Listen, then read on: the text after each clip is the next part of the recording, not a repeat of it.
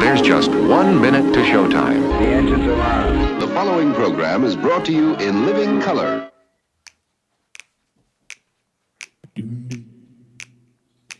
When they wrote up the systems and the rule set that we use, did working people get to write a line?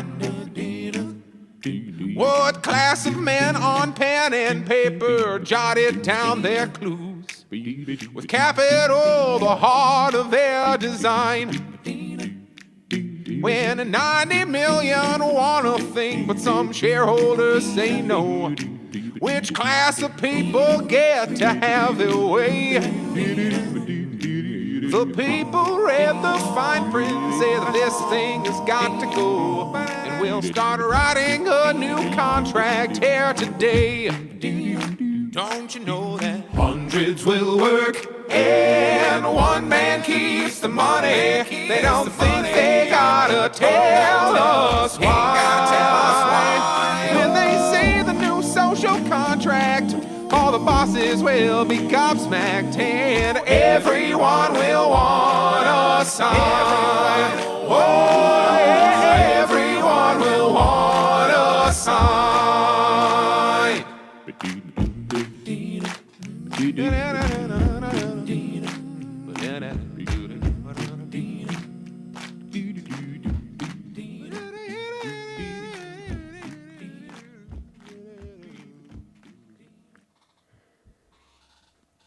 Hello, cousins. Thank you for joining us on this another episode of Fresh Hell with Nicolette and Jared. Actually, it's called Social Contract, but it feels like fresh hell of whatever has been going on for the week. So we have Jared back with us this week. Yay! He's been he's snacking. What's up? I'm eating an omelet that's way hotter than I thought it was going to be, so it's taking me longer to eat it. Yeah, that's all right. I was going to be done by the time the thing was over, but I was not. No, that's all right. It's our show. You can eat omelets on our show if you want to. Yeah, so he's been off doing music and fellowship, so that's always a good thing. And now he's eating an omelet for all you people who are into like the mukbang thing. So that. Yeah, I thought I could get more done between waking up and now, but I don't know if I was just moving slow today or if I set my alarm like later. But I was right at the line. Yeah, it's just how it is. Like you always think that you have more time than you do, and that's not some sort of philosophical notion. It's just like literally like it looks like it's going to be more time than it is. So yeah, we are hanging out with you this week, and we're glad to have you with us. As always, you can check out our archive of past episodes and topics, which are basically all the time relevant anyways, and that's on YouTube and on Rumble, and you can watch us live on YouTube and Twitch as well. And this week we have it's pretty Israel and Netanyahu heavy topic load. We have Netanyahu gave a speech saying that Marco Rubio said that he destroyed the International Criminal Court for him. So, that sounds legit. I don't have any reason to not believe that's true. Either he said it and it wasn't explicitly expressed, and then like now it's like, oh, we have to do that, or it really was discussed. Either way, I believe it. We also have Mamdani sticking to the script, as we have said that he would do, and being like, sorry guys, totally can't arrest him or whatever. Woo! So, you got that going on. Fun news, a little bit of fun news is the Tate brothers are back in the stir, and they are experiencing a lot of targeted attacks from their fellow inmates. So I think we're all super sad to hear that. Somebody pointed out, which I think is pretty funny, is that they're always arrested together, like total cartoon villainry style, which I think is completely true and does at least make it a little bit more fun. And there were some definite memes going on about the stupid outfits that they were wearing. I saw one which I would laugh about it and post it, except I know that it was AI, but it was that whatever the already AI Mitch McConnell photo, but somebody had put him in the outfit that Andrew Tate was wearing, and so that was a little bit funny. But it's AI, and AI is never funny. So we've got a little bit every now and again something humorous happens, and if you were with us last week, and by us I mean me, I talked about that we had this. And Jared's going to follow up on this here as soon as I come around on the guitar here. I talked about that there had been a new study put out that basically stated that the top 1% now officially, as it stands, owns as much wealth as the bottom 90%, which of course is all according to plan, because it's really hard to like make you slaves if you are anywhere near any kind of comfortable or happy existence. And Jared is going to go ahead and follow up on that for us. So what do you have for us, pal? We're hitting these like monopoly money numbers, which makes these the numbers get crazier and crazier because it's really, if you want to port, like if you ask Marxists about this, they'll point to, well, we're reaching what I guess you'd call absolute over accumulation, because there is a limit to this making any kind of actual like the rules of, you'll hear about like how, at this part of space the rules of physics start to break down because we're near a black hole or something like Star Wars, like Star Trek technobabble. But that's sort of what's happening with money at the moment. Like, we thought that was going to happen when we went off the gold standard in 1971. It was becoming impossible to finance the projects that produced the most capital, which happened to be wars. Like the Vietnam War kind of sort of got us into this. Because remember how in the before times, in like World Wars I and II, and before that, you'd come out of a war and you'd be like devastated economically. Europe's like, we have no young men to work, and we have nothing, and everybody like, the war kind of ended because people were like, dude, things are not fun right now. We need to stop doing this war. Everybody kind of wants to quit. Where now, at least definitely for all of our lifetimes, the U.S. at least, and a few other countries seem to come out more and more ahead after these wars. Well, it's because of some financial witchcraft that was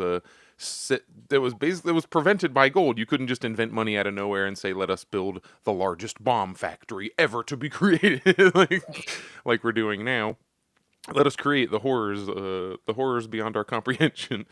So we seem to be reaching the limit now of that, though, because eventually you're just sitting here like, what is a dollar anymore? Like, how much does anything cost? It seems like in the last 3 years, prices have gone up like 50% or something crazy. Like, going from $1 milk to $2 milk seems like, well, it's just like $1 increase. No, but it's also a 100% increase. So like, stuff that cost more than $1 also now costs proportionally more. And it's like, it seems like we're all just kind of pretending this is normal, and I'm not the only one. Like, you and your parents, like old people, because you just do that. Even if the price went up 1 cent, old people will be saying this. But the only people who want to talk about like, man, things are really, really expensive now. Like, you have like a psychic barrier where you can't really think about that too hard, because the consequences are like insane poverty and a real bad time for at least a minute. Yeah, and everybody's just trying to survive at this point. And I think that you're getting that a lot as well, because this, at least in this, not to say that people that grew up in the 90s or anything really had it that great, like we didn't. But the thing we of it were is, less along in the process, so yeah, your overall wage was worth more. Right. Things seemed better, but they also financially were better. Yes. I think part of the reason we aren't having kids, I mean, the obvious reason is nobody can afford to have kids, so no one's having kids. But also, like, the deep reason, once you really look into it, is that people cannot afford having kids, so they're not having any kids. Yeah, like, and that's always like huge. That's like, civilization like ending. You can't just ignore that. Right. That's like the number one indicator that shit is going wrong, when people stop having kids for economic reasons. You find in the millennial culture, a lot of people are just not, they had bad childhoods, and they, did a lot of sibling raising, and they're just not interested in having children. But a lot of them still do, like, that doesn't speak for everyone, or, and even if you did have a bad one and now you're like ready, like, but a lot of people aren't, it's a little bit different for millennials than I would say for past generations, because I really didn't fall into lockstep. Like, now is the time for the marriage, and now is the time for the house, and now is the time for the children. Like, there was like no rule book when we grew up. And like I was saying, in the 90s, like, you didn't have it great most of the time, but then also as you became an adult, you started fending for yourself. So you're seeing a lot of people, even though they were still, economically, disenfranchised and not having the greatest life that they should have had, that past generations did have. They are now, we're at a crisis point that's way worse than any of that. So you're really seeing Americans kind of falling apart. They got spoiled. And I'm not saying like anybody is doing so great, but like a lot of people, really did get into a kind of a lifestyle where they just like were used to having, I don't know, food, not thinking about bills every single second of every single moment, and not having their jobs replaced. And they got to go have fun. You got to go do brunch and you got to go to concerts. But now this is all gone from people, and they are losing their fucking minds. People are just completely like shell shocked at this point. Whereas you have a lot of us like, me, I'm just like, yeah. Like I grew up like shit, and I like as an adult, I chose art. It was not something that was going to work at any point. So like, it's hard to not be like, I'm not trying to be a dick about it, but also at the same time, it's like the people who were brought up in survival mode and maintained their survival mode are just kind of standing on the sidelines like, yeah, this fucking blows. This really fucking sucks. A lot of Glad to people have are you going. guys open your mouths about something here. A lot of people are either going back to being poor, or like when they talk about the dwindling middle class, like that there is something to that. There's very few people, because the middle class was born of capital P proletarian jobs that are necessary for the recreation of society, which is funny how that goes along with now the literal recreation of society, and that people are having that group in particular is not having a lot of kids. Really rich people, I mean, you look at like your Elon Musk is a funny example where he just seems to be trying to have as many children as humanly possible. They're still having plenty of kids up at the absolute top and the absolute bottom. Like people having the worst time, they're having some kids, but like your middle class children, the proletarian society is kind of disappearing because fewer and fewer people now even have. How many people do you know who are like a garbage man or a steel refinery worker, or I mean, delivery drivers absolutely are still there. I think that's probably that's the new Like the biggest only- chunk, yeah. I guess, of proletarians. Because Right. one guy runs a train that's 4 miles long or some crazy shit. We found out when the rail strike was going on, and we don't even give them a day off. Although their salaries, like you look at them and they're like on paper, it's like, wow, you get $140,000 a year, which feels like a lot of money, but it's like, is that? I don't know. Well, Is there's that also the equivalent a of getting eugenics 80,000 in argument the to be made 80s, here. or like your 40,000? I should even say, like basically our parents' wages, the some Gen X and a lot of Boomer wages. I don't know, because we don't make things anymore. So that's what I'm talking about with this absolute overaccumulation. So what you're left with, where the money is made, are these jobs that are like fictitious capital. Like Yes. you take a number, you rub it on a number, you got a bigger number, but no product is created. They could disappear tomorrow. They're not necessary for the reproduction of society unless you want to make these very long trickle down arguments of like, well, then eventually that's how a dairy farm is funded. And it's like, I don't know, man. Look where they're prioritizing all their capital. It's like rental services. It's fake. Everything's Basically, fake. give us money because we're here. It's like parking fees Right. and rent. It's different ways of freaking disguising rent on you. So what do? Now you have the people who have the biggest fake. People who own some capital. The capital that's worth money now. This finance bank capital. And yeah, the numbers, they've ballooned up to like, yeah, they own 90 whatever % of the total income of the total wealth of society. But it's all this like this fake nonsense money. But you still need the fake nonsense money if you're going to go to the grocery store. Yeah.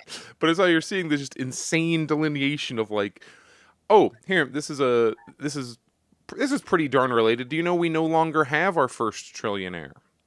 Yeah, I did hear that, and he blew it. He totally fucked it, and then now he's not anymore. It was like a week. He couldn't even handle the pressure for like a week before he fucked it up. The frickin' arcade score number went down so fast. 600 billion? What?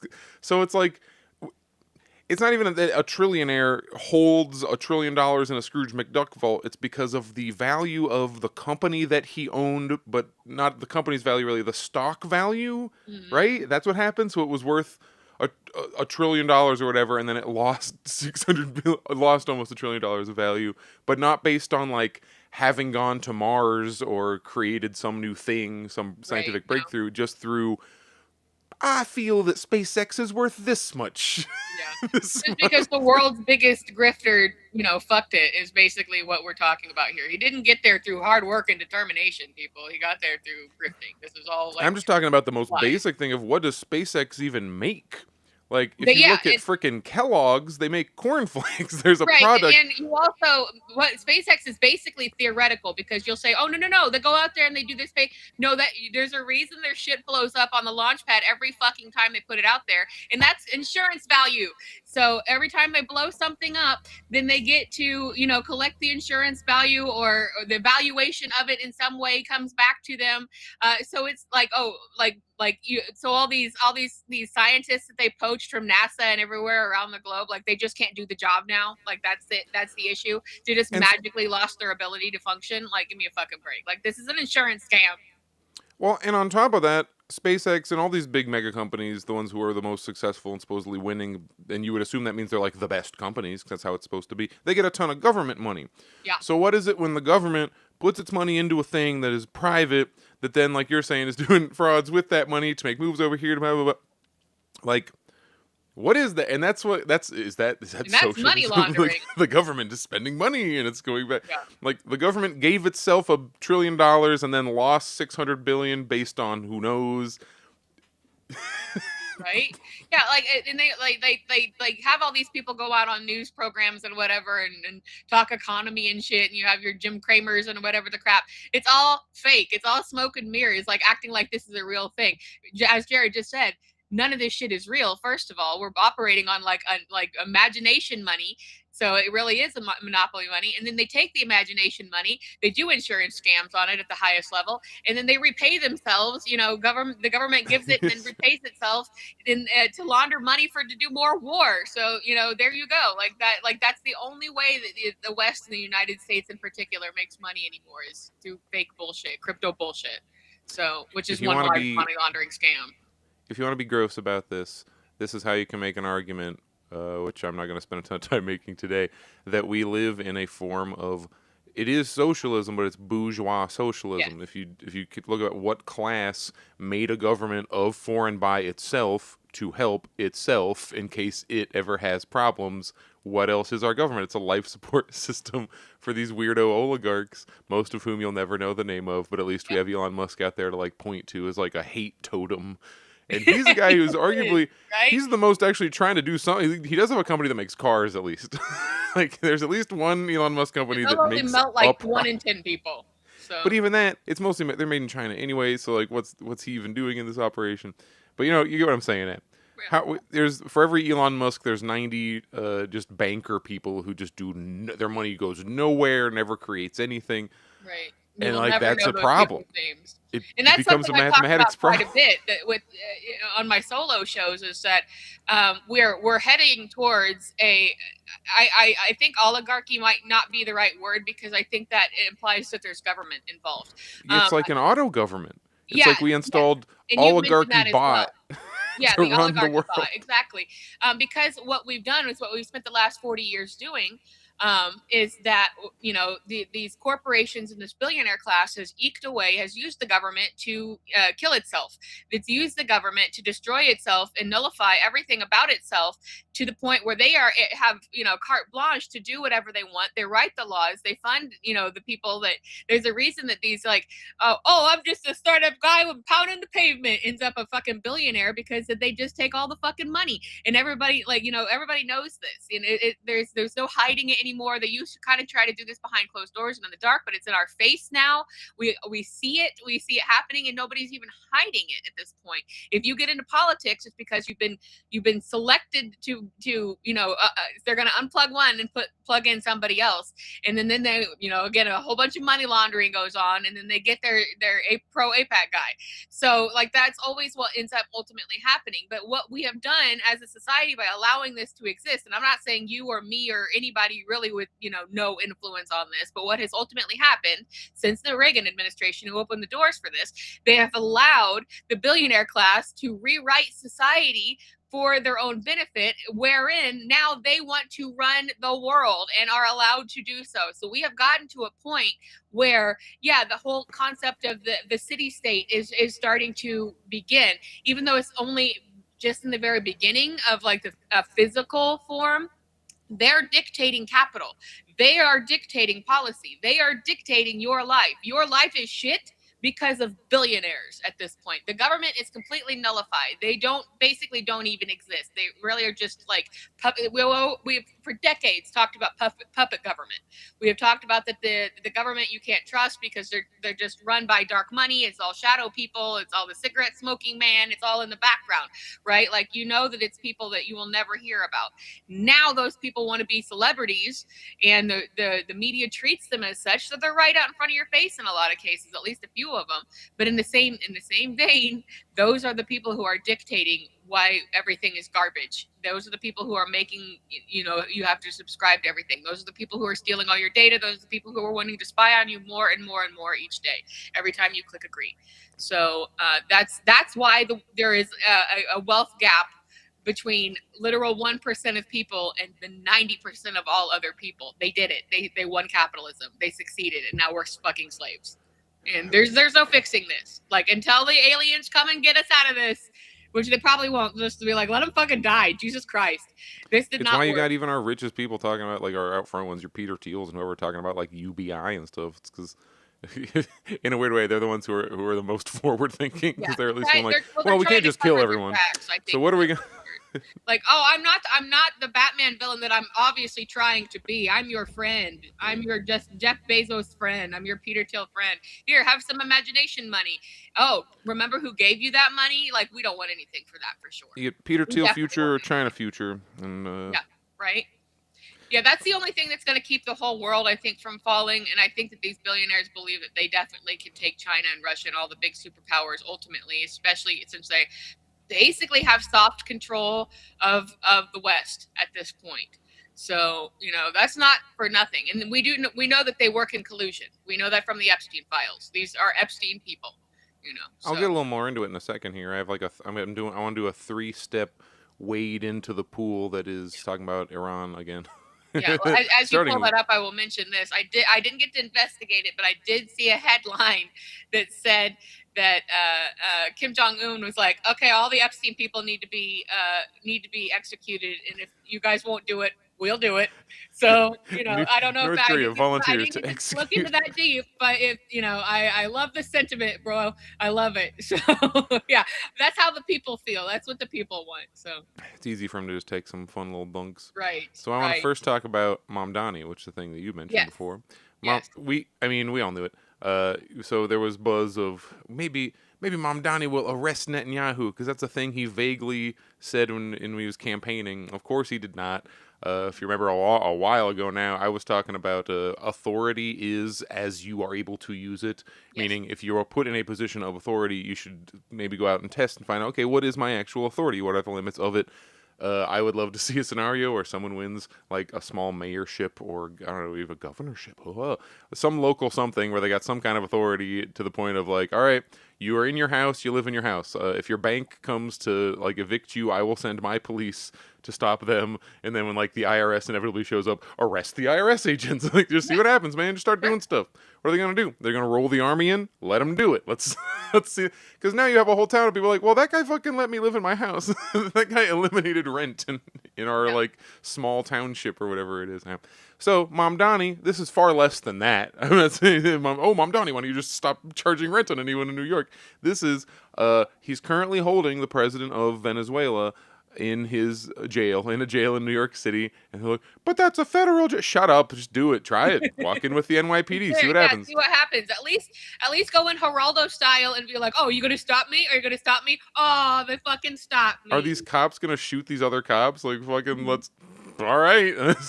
Let's see how far we're ready to start civil warring over this shit. Right. Probably not. Is the point I'm making is like, you probably could do it, depending on the stakes and what it was. I think you could get the Ortegas out of there, and then I don't know, they just like shoot down the plane or something. Like, it's not the, but I think you probably could march him out of that prison if you really tried hard enough. Your career would be over, but hey, you did a thing, you tried it. Right. But Mamdani also we knew would never arrest Netanyahu, because same thing. What are the Israeli Secret Service going to get in a shootout with the NYPD while they try to arrest him?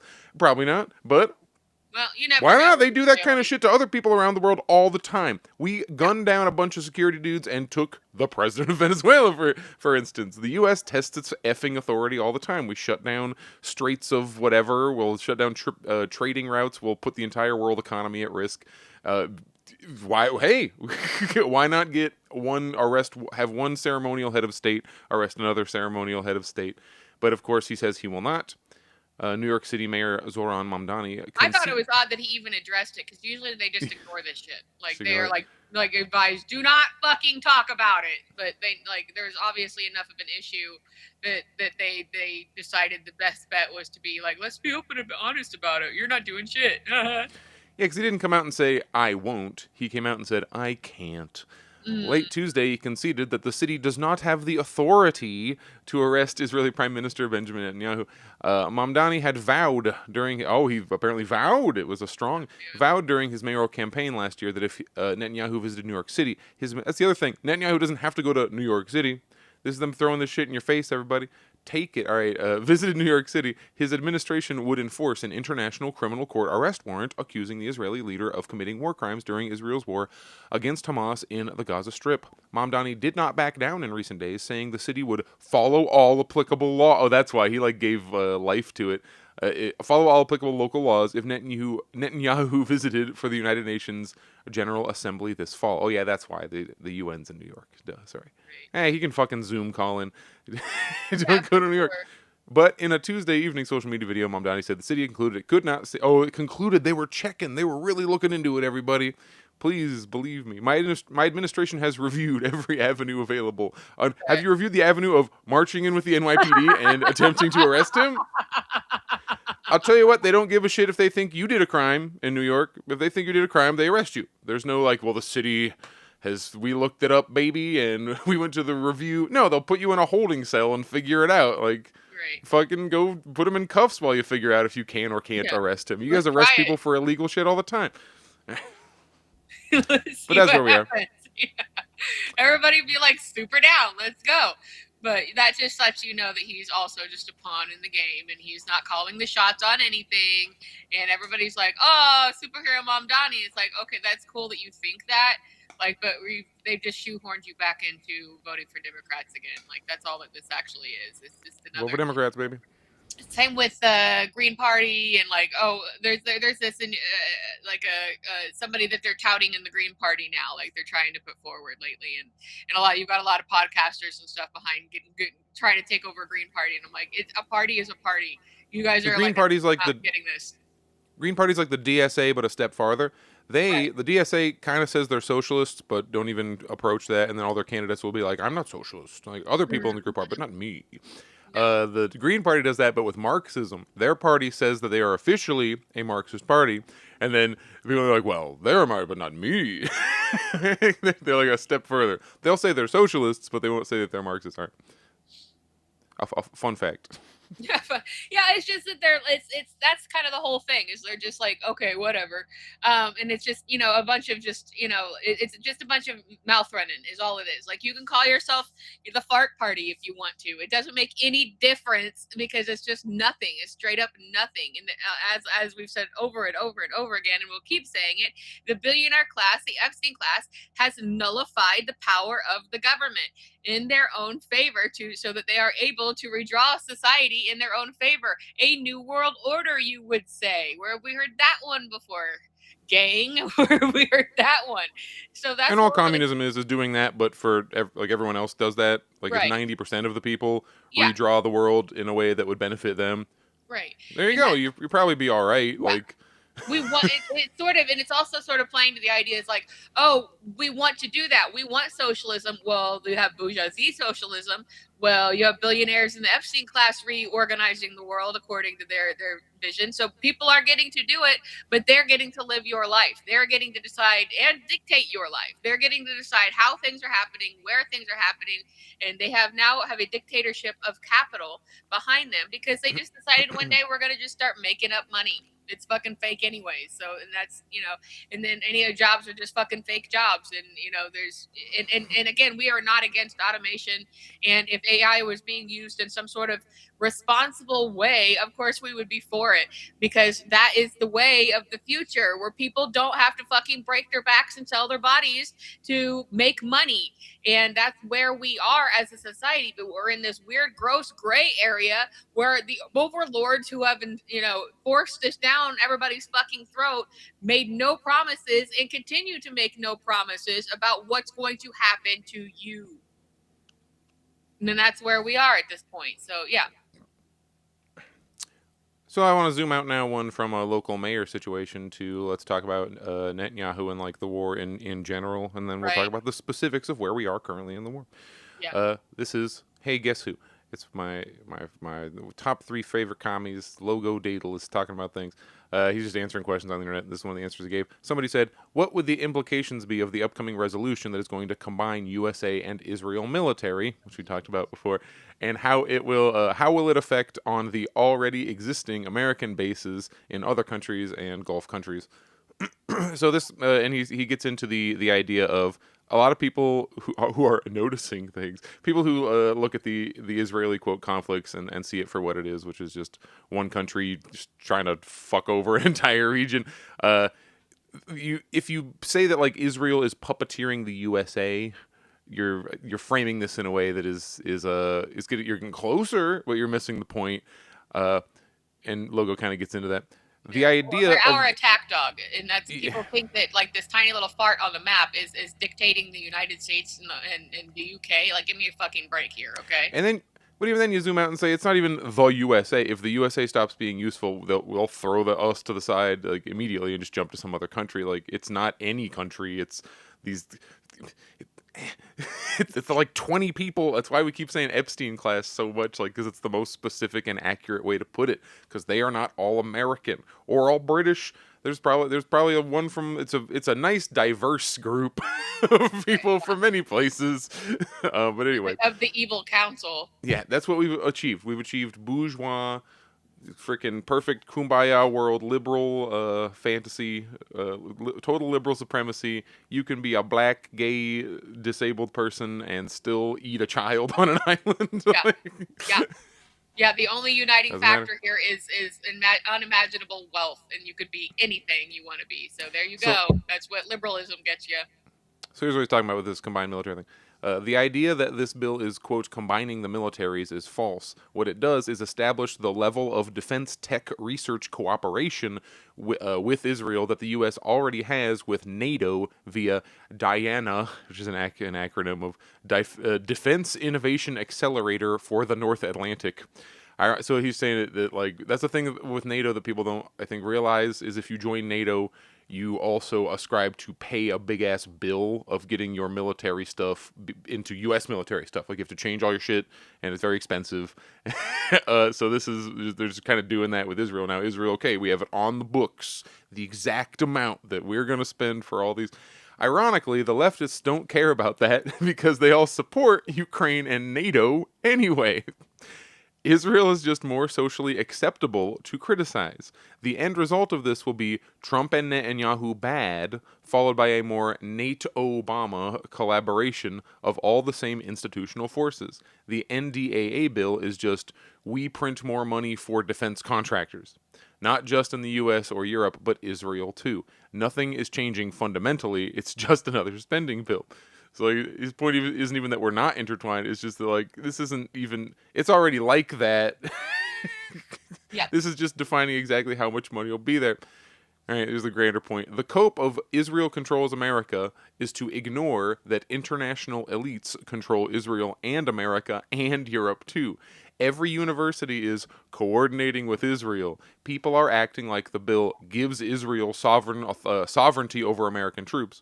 It's really a cope. The defense contractors want more defense spending. Defense contractors are not nationalized. They are international corporations, private entities. The idea that American defense contractors are controlled by Israel, but they are not controlled by either Israel or America, they control both. The hegemony is the private sector, not the public sector. Basically, like the point we always make, which is the actual governments are not the top layer of power. They receive orders from above, and it happens to be these 3 or 4 companies who have most of their money where. defense contractor. That's why you hear me freaking going on and on about Lockheed Martin and why it pisses me off so much when the fucking Pride Parade will have a rainbow Lockheed Martin. Martin. That's the only way that the United States makes money at this point is through war, and it's been like that for decades. We don't have a gross domestic product. You know, like we don't make things here. We don't nobody even has jobs anymore. You know, even we're even losing in AI because at some point they realized, oh, we could make all of our money off of war. So that's what we're doing. Gaza is first and foremost a real estate development scheme. The rest is marketing. The bill is first and foremost a spending bill for private defense contractors. The big scary new thing is a guy in the Dow whose job it is to look for Israeli defense spending opportunities. A deal broker. You buy some more from Lockheed, we fund a, quote, accelerator for Israeli defense startups, etc. It's just business. And it's like, yeah, that's all...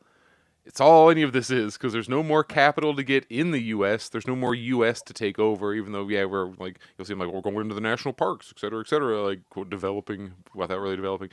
So what you got to do is just frickin', you just had to re-split up and reshuffle around, like, all the way back to when you see, like, France and England cutting up Africa into chunks so they can start going out and going, like, same kind of thing. And we've mentioned that before, that, you know, the considerable eking away of like public lands and things like this, just as an example, go to show you that they're reorganizing who and how and when and what and where is going to be taking over that and using it to their glee. You know, at this point, that's what we're really talking about. Instead of funding a public school, you make the school private and then get grants from the government to run the private school to. It's like he ends with, the hegemony is the public sector, not the the private sector, not the public. The U.S. government isn't actually doing any of these things. They receive from the private sector. These are all privately owned things.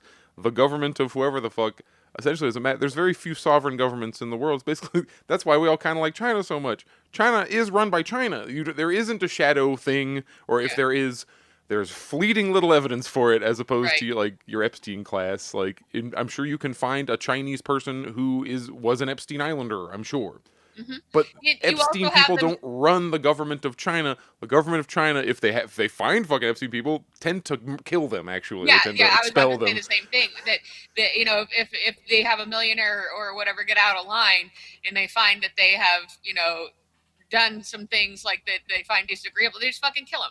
Like, that's the thing. That's the way that it is. So it seems to make the difference clear to me. Just that. That should be all you have to say. That's why we keep using that as the model. And it's not like, oh, they are so great and so wonderful and so, yeah, but no, they're fucking better. We can tell you that much. They're better, and they're making things better for their, you know, their standard of living, where we've spent the last, you know, 40 years eking away at any kind of representation for people or any kind of decent living standard. They've been doing the exact fucking opposite. So yeah, of course we're going to hold them to, you know, say like, look over here, like, hey, here, this is actually how society in a modern era should work. And that's why you have all these influencers and people going, look, they're living in like 2033, and it's like, are you giving me like, this is a fucking joke? Like, they're just living according to what living is now. We're you know, 40 years behind that, with literally the crumbling infrastructure and no jobs and no fucking future and no hope of anything. You know, the best hope that anybody's got is every now and again a billionaire will give an interview and say, UBI, have you guys heard of this thing? Like, go fuck yourselves. Go fuck yourselves fucking forever. You are the reason that we're here, you dicks. Like, this is your fucking fault. And, you know,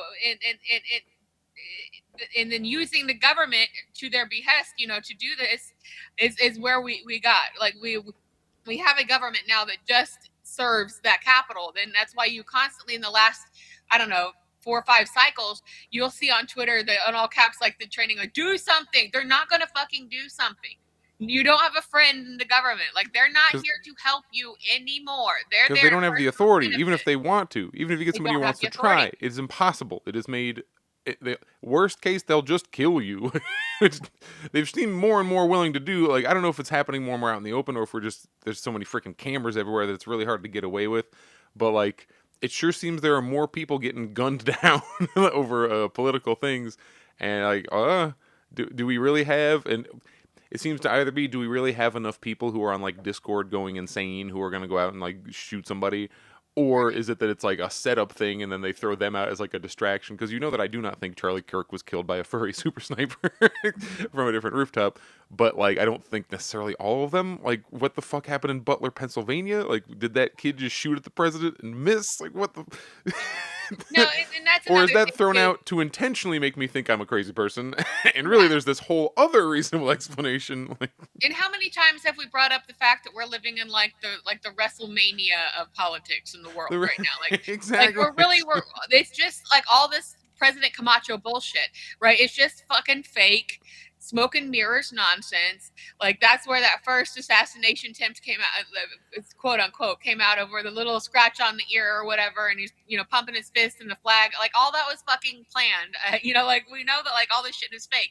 And then like when they did the fist fight on the lawn, they're like, oh, another fake assassination attempt here. Is that Oh, what I forgot they even said, oh yeah, someone tried to shoot him. What? are we setting up for another one of those? And it's like every couple of weeks they're like, oh, they found it suspicious. Sure, they fucking did. All right, yeah, it's That's one gotta big be sure freaking jam meme. Like bread that's and like circuses. right, yeah, but yeah, they get the circuses. Like we don't get bread or circuses. That's the thing. No. I think that's that whole notion is starting to catch up with a lot of the podcasters. Are like, we're our bread or our circuses. Like because yeah, and we said it before, and we've said give people food and weed, and nobody will fucking give a shit about anything. I fucking promise you. If they've got like any degree of livable life, nobody's gonna give a shit. But what they've done is they've weighed out that giving a shit doesn't equal anything because Americans will never, ever, ever, ever move off their spot. They will take whatever you fucking give them, bend, and then bend some fucking more. There is no fight and no bite left in Americans, and that's the way that it is. And they're not afraid of the masses rising up because this isn't Russia or like another country where somebody might do that. Like there is no limit Americans can hit where they will ever be like, okay, well let's see what the Democrats got to say about this. And the next vote, bro, it's the next vote. Just I swear, it's the most important election of your lifetime, forever. It actually lends to there's the theory that China sees this and thinks about this. I mean, they've also like brought it up to the president's face. So it's like again, never a secret with China. They'll just tell you exactly what they want to do, or at least what they're thinking about.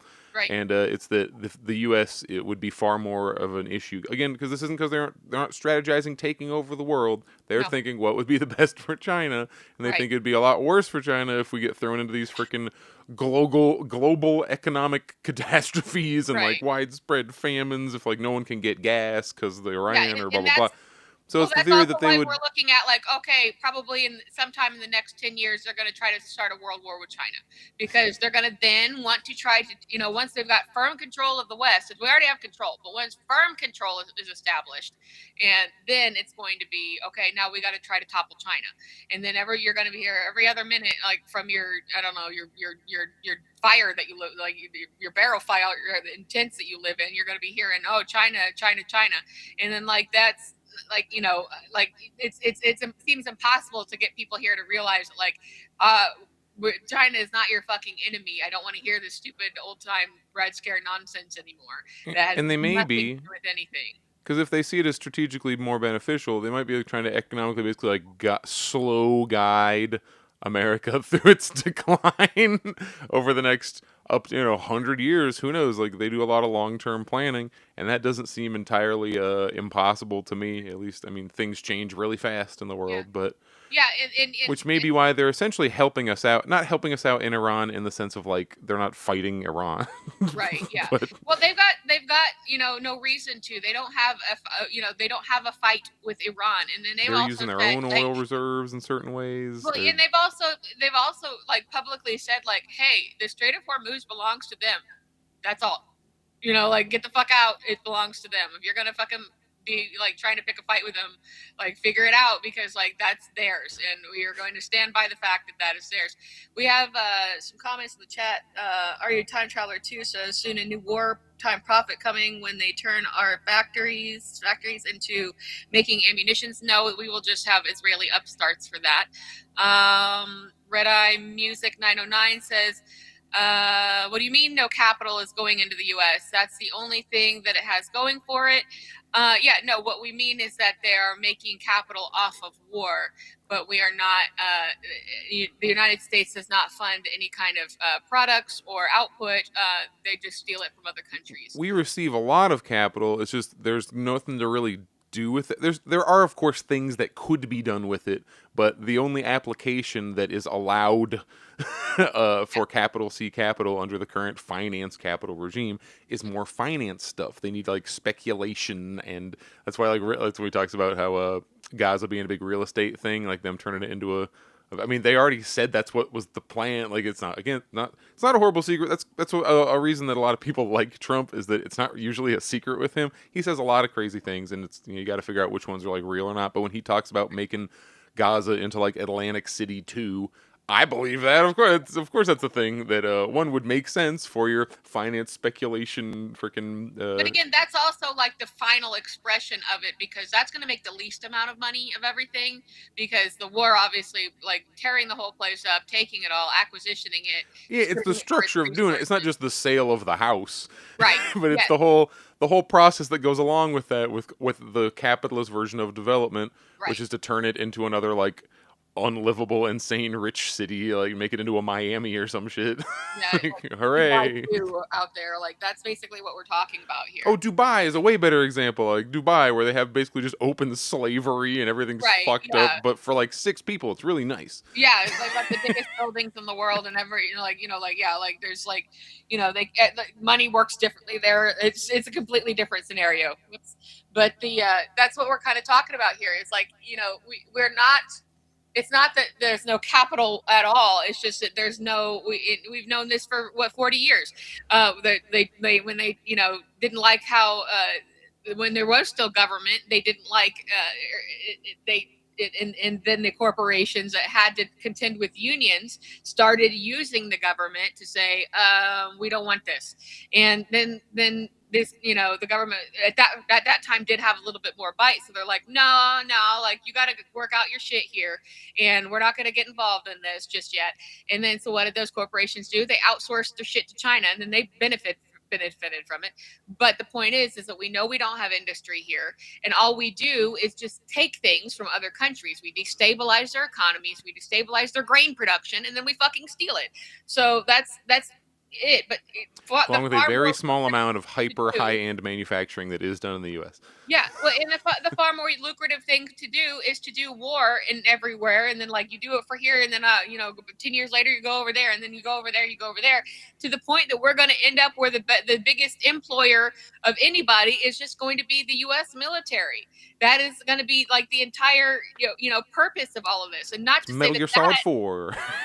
Well, that in particular won't necessarily be benefiting the billionaires, but that's what like they're ultimately trying to put people into position of like poverty drafting people, which again, poverty draft is kind of a myth. But of course, there are poor people who think I'm poor, I won't be poor if I go do military. But there are plenty of poor people or disabled poor people who don't fucking do that or can't fucking do that. So that's why like the whole poverty draft thing is somewhat of a myth. And that's again why when every now and again you start to hear rumors about, they're talking about doing a draft or a partial draft. No, the fuck they won't. They'll just wait. They'll just wait you out until that you are so fucking desperate and there are no fucking jobs that you sign up for the military. Well, if you're really jaded, you say that's what a lot of the very lax immigration situation has been, where it's like, well, we can always turn them into soldiers.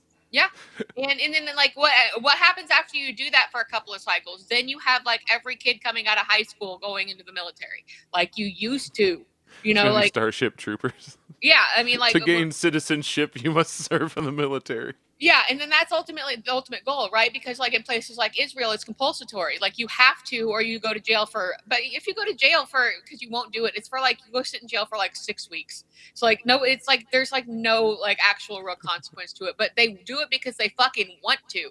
So like when you hear liberals all the time be like, it's not the Israeli people, it's the Israeli military. The Israeli military are the Israeli fucking people. That's literally how it fucking works. They are one in the goddamn same.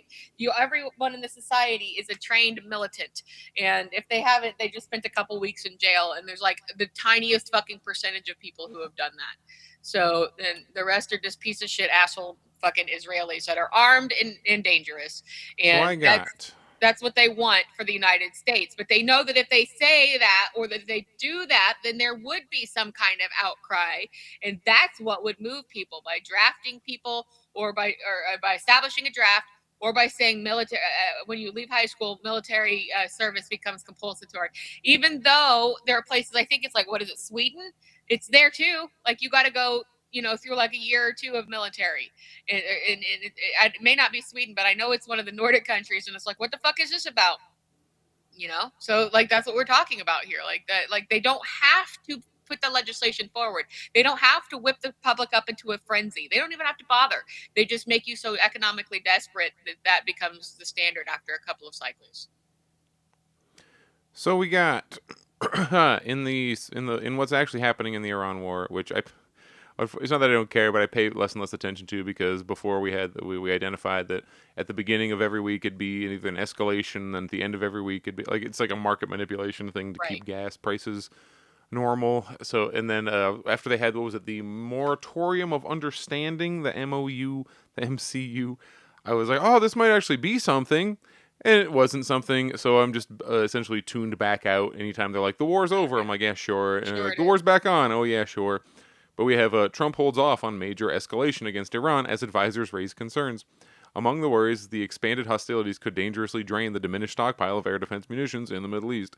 The same problem they had at the very beginning, which is Iran shoots really cheap drones, and the U.S. responds with extremely expensive drones, and it just becomes a factor of math.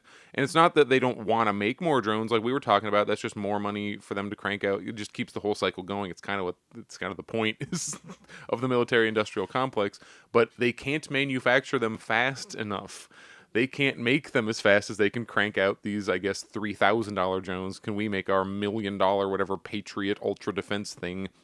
President Trump has set aside, at least for now, plans to sharply escalate the American military assault against Iran. And what's Iran doing? They're bombing all the military bases around them, all in these states that are set up almost entirely for the purpose of having missiles on them. Like a lot of these things, like what is it, like Qatar and other countries, they're a lot of those like drawn on paper by drunk people countries that don't that don't make a lot of sense.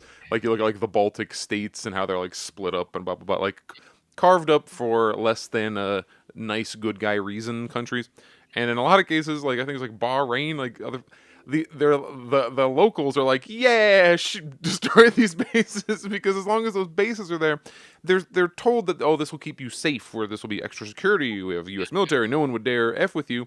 But it's the opposite, where it just makes you a freaking target, and you're like, oh, why are you hosting the it's like if you're having like let the gangsters hide out your house and they keep using your house as a base of operations to go do crimes on people. It doesn't make people like you a lot. So they're having to either defend or abandon those things, and realize that Iran is choosing not to take out I keep hearing about these desalinization plants that make the region even inhabitable in the first place. Iran is not taking out your civilian infrastructure or blowing up girls' schools or frickin' kindergartens and weddings and stuff. These appear to be very much military targets.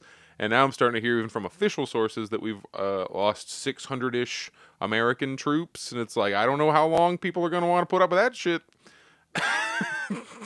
I mean, again, like we feel like, oh, like I think unless it's like you're one of the, like your person, like isn't that, whatever, like most people are just like whatever, like, and I think we are so desensitized to that as well. Like we're not this patriotic hoorah country that we were for They keep selling how it's like everyone's no boots on the ground, which the implication there is we don't want to get anybody actually hurt, because your base of people who really care about voting also tend to, like, there's a lot of military people who are like, because if you don't the full-on military families, people who have for multiple generations going, like, if you don't believe in the system, you're probably not going out to go defend the system militarily if you don't think voting is real. So like, this is your core vote believers, at least for a big chunk of people. Actually, and then Democrat just because we're sitting here talking about like, okay, this is how shit is, this is like people are being disillusioned, doesn't mean they don't just loop right back into it every cycle. Like the vast majority of people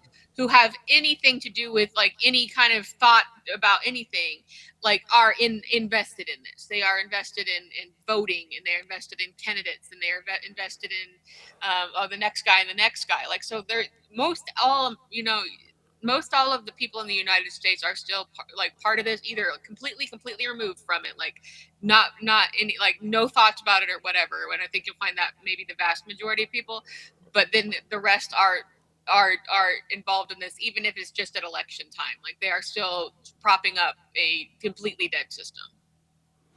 Where are we? The threat to interceptor stockpiles is one of the many considerations that have made a return to major combat operations a hugely risky endeavor, administration officials say. Mr. Trump and his top aides are also uneasy about the prospect of a widening war in the Middle East, the alienation of key Gulf allies who are vulnerable to Iranian attack. That's what I was talking about, how they're like happy that it's getting blown up. Alienation. Of course, when they mean that they mean their ruling parties, who are vulnerable to Iranian attack, a global economic crunch, and growing energy and refugee crises. The latest turn in Mr. Trump's handling of the conflict with Iran came after a meeting on Friday with top advisors and senior members of his cabinet, according to two people briefed on the discussion. The private deliberations have focused on the Pentagon's shrinking inventory of Patriot interceptors and other air defenses, discussing repeat yourselves here. Yeah, ballistic missiles slipped through American air defense. It's always 3 U.S. soldiers in Jordan were killed last Friday when a ballistic missile slipped through American air defenses, fending off a barrage of Iranian missiles and drones. It always is painted as like, oh man, just one whoopsie-doopsie got through, and not like, so yeah, when we spend quadrillions of dollars on these Patriot and air, so I said Patriot air missile, ultra Iron Dome shield defense with Wi-Fi, like, and then it doesn't work. You have to be like, oh my god, I can't. But one accidentally got through. It's like, guys, how, like, the layers of bullshit are just insane. Like, there's a money layer of bullshit. There's a sales of what the actual literal bombs can even do layer of bullshit. Just it's like so 10 many or freaking 12 layers of like defenders that have nothing to do with it. Like, that's the part where we come in, like, where it's like everybody is going to defend it. Well, if they knew what this technology is, and it's like, shut the fuck up. You don't fucking know what you're talking about. Not only are we going to spend an entire economy's worth of resources making these bombs, they also aren't going to work. Yeah, and again, money laundering through war. There's not just one way to benefit through war. War profiteering. Like, you have contracting. You have the contracts for building things that never actually happen. Like, there's all these different things, acquisitions of different things, just moving money back and forth. There's all kinds of things that happen, and and to what you just said, there's some rumblings now coming out where some people like stationed in these locations are saying, we let the bombs through sometimes because we gave all of our shit to Israel to use, and then they gave it to Ukraine, and so we can't really fight back, so we let them come through sometimes. Now you got Ukraine bombing freaking Iran directly, and I'm over here just waiting for, like, so what happens when Ukraine bombs Gaza? Like, are we still going to be like... double proxied is what happened. Is we all knew that Ukraine was a proxy war, and then... But, I mean, what are the woke people going to do? Because they still want to pretend like one of these is different than the other. Yeah, and that's the thing, too. It's like we have, like, when like, nobody gave a shit about Ukraine anymore, and all the support was lost, and they were like, this isn't going anywhere. And then the whole thing with Gaza started directly after that. Then, like, you immediately had Zelensky out there being like, guys, I'll suck your dick. I'll do anything. Please. Guys, please. Put me in on this, please. My God, please. Send the money back. Let us fuck with your money, please. And everybody's like, go fuck yourself forever. And then now he's out, like, giving interviews, and he's like, I foresee a future where we come and build a drone factory in the UK. Right? And people are like, go fuck yourself, you idiot. And then we find out that, like, all, like, when Biden opened up the coffers to all the weapons stash in the United States to Israel to like fucking Gaza, and then all of the Middle East, that they took it all.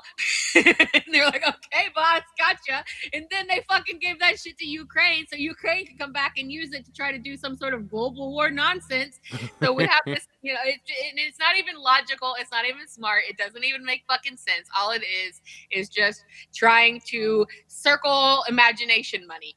The monopoly money goes around and around and around, and that's what we're fucking talking about at this point. Like, because it's just all smoke and mirrors nonsense. And it's like, okay, if you think voting is going to do something, then like you need to be, out there holding this person that you get in there, that you're not going to get in there, but you would have to hold them accountable, because if you think, and everybody just loses interest as soon as they get the whatever or get down the road with it, they just completely lose interest until the next cycle, because they think at some level that makes them an American, that makes them invested in the system. I did my part. I did my thing. I tried. At least we tried.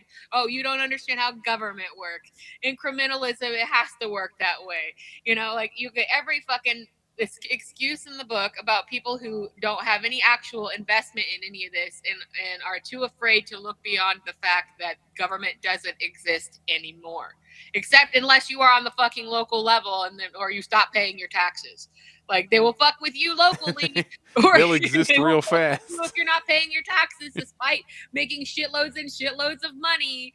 But, like, that's why I'm saying nobody's fucking actually serious. If anybody was serious, we'd be like, all right, we're going to go on a credit strike. We're not going to pay our credit card bills. Okay, we're going to go on a rent strike. We're not going to pay our rent. Okay, we're going to, over and over and over again.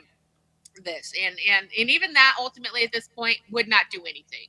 You could not get enough people to do it to make any real difference. The companies would never be rattled. And even I was for a while talking about, well, like, what if we do like massive strikes and blackouts and shit? Doesn't fucking work. It doesn't matter. These companies, you can't honestly fathom how big they are. The biggest bummer about the general strike idea, and I mean, I still do think there would be some effectiveness if the industries who are not allowed to strike were to strike, such as transportation and the rail, etc. But what was COVID lockdown other than basically a general strike of everybody who wasn't like a Tyson food, like essential worker, but in like the real sense, not in the way that the government used it.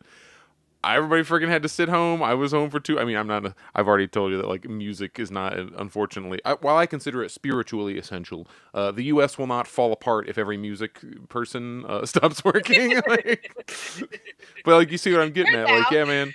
All of the quote minor, but whatever heck, we work from home our things. Like, you think that'd be a big seismic shift in various? It was like, nah, it seemed like it was they can absorb that. People were really fucking thriving under these conditions outside of the middle America management nonsense. But all these people that owned buildings were like, we need to get the people back in the fucking buildings. And all the middle managers like, we don't have shit to do. And they don't want to keep paying us if we can't keep making other people's lives hell. And, so that's how, and then you start hearing these stupid articles coming out about isolationism and people don't, and yeah, right. Yeah. I'm sure like isolationism is what was fucking happening when like everybody was living their best fucking life in the time of a horrible fucking situation and found out there was another way to do it, and then they took out, then we had that all taken away from us. So this return to office shit was all just strategic, like protecting property owners is and the people paying middle managers who are the ones who should have been fucking fired and lost their jobs. But now it was really just, if somebody like really had like the proof, like for real, they're like it usurped the conspiracy thing where it's like, okay, we had this global illness that was like literally unleashed by Western governments on the world, so that we could push forward this whole AI, no more worker, whatever. Like if you proved that was like somebody could do that, like I would believe that was true, because look what happened in just the span of about 6 years. Look what fucking happened. Like our society, it's not like it was hanging by a thread before, but now it's completely crumbled. We don't have society anymore. When you take away the jobs and people aren't having children and people can't eat and people can't live in houses, you don't have a society anymore.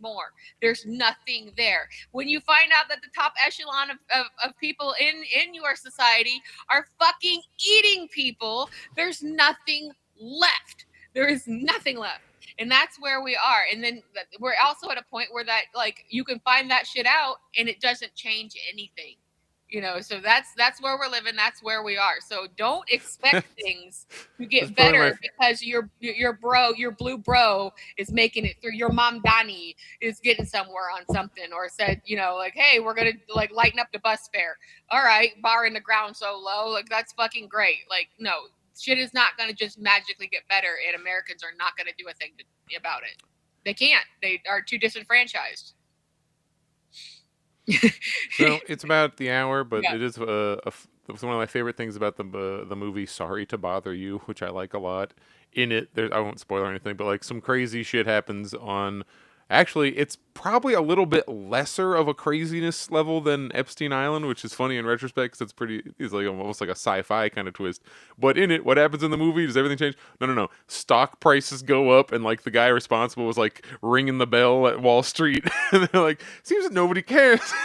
Like this is the most realistic part. Because it's not that nobody cares. It's like, no, they care. They just like, what are you supposed to do? Like, okay, we already were pretty mad. Now we're madder, but there's still no clear path to. I guess we vote. Like, Yeah.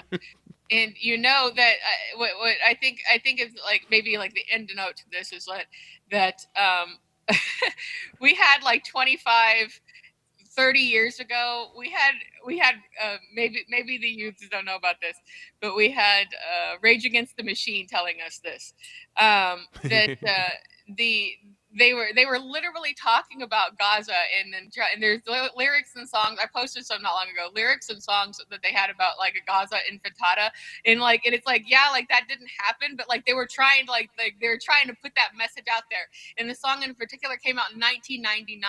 Like they were telling us like, and they like did that thing where they like invaded the stock market and got thrown out. Like they were there, like trying to tell us this kind of shit. Years, decades ahead of, and it didn't do any good. It made it's no a bummer it doesn't work. Because No, like yeah. I'm a creative person. It's like, dude, there's no song you can write. There's no Yeah. movie you can make. There's no poem, no book. It just There's sucks. nothing that will inspire people enough.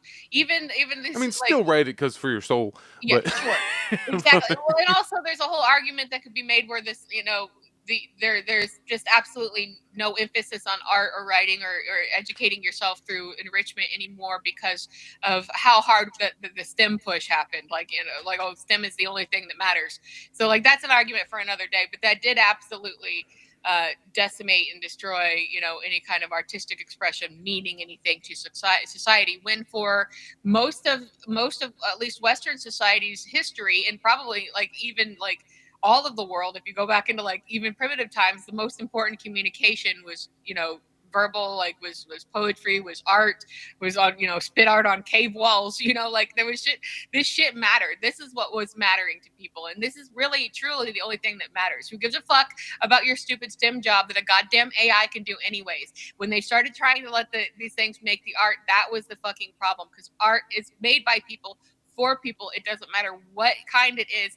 That is the true communication between people, and that is what fucking matters the most. So getting people to buy into this whole kind of this lie about STEM careers and shit like that, like how's that going for you? Let me, so I think that maybe is where we need to end, but that gives you hopefully something to think about, that you need to like tune back into what is being made by people about things, and about about how this is going, and who is commenting on it, and what is being said in the songs. Open up your mind to that kind of enrichment again, and get passionate about shit, because literally the connection between us is the only thing that there is, and you're gonna find that out here in the next probably 10 years, when like there's literally nothing left. And I actually get kind of afraid to think about the future, even the immediate future, and to the point where it's like, well, we can't really even plan for anything. So what are we even gonna do? This is a day-by-day situation. So if you want to take any kind of silver lining away from this episode, just make it through the day, make it through tomorrow, and don't think further than next week. It's really all we can fucking do at this point. So thank you so much for joining us. Wasn't it great to have like a completely nice episode of no tech problems? That was really great. We don't get that lucky that often. So you can again check out our archive on YouTube and Rumble, and we will see you guys next week with whatever fresh hell is going on there. And you can shout us out on social, and we can, if there's something you want us to talk about, we will get to it. So thanks thanks for hanging out with us, and thanks for checking everything out. And we will see you again soon. Bye. See you next Tuesday. See you next Tuesday.